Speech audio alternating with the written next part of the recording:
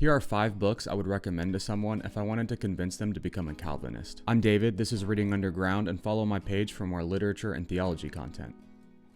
The first book, of course, would be the Bible. The Bible clearly teaches a Calvinistic soteriology in places such as Ephesians 1, Romans 8 through 9, John 6, John 10, Matthew 11:27, Isaiah 53, and none of the verses that people use to argue against this idea are very convincing to me at all. Next would be this treatise on the doctrine of definite or limited atonement called From Heaven He Came and Sought Her. This book calls it definite atonement instead of limited atonement, putting the emphasis on the fact that Jesus accomplished salvation for the particular group of people that he died for on the cross. This book goes through historical evidences of the doctrine, theological arguments for the doctrine, and pastoral practices as a result of the doctrine. Next would be John Owen, my favorite theologian's book, The Death of Death and the Death of Christ. The argument that has been put forward in this book has yet to be refuted to this day, even though it's been tried. Owen argues that there are 3 options for what Jesus accomplished on the cross. One is the payment for penalty for all the sins of all men, which would necessitate universalism, because if Jesus paid for those sins, why would they go to hell for a second time if the sins are already paid for? That's called double jeopardy, and it actually goes against God's law. Second is all the sins of some men, which is the elect. Third would be some of the sins of all men, in which case no one would be saved because every sin must be forgiven and covered by the blood of Christ. Number 4 would be Charles Spurgeon's sermons on the doctrine of Calvinism. Very few people have held stronger views on Calvinism than Charles Spurgeon. He says, "I have my own private opinion that there is no such thing as preaching Christ and him crucified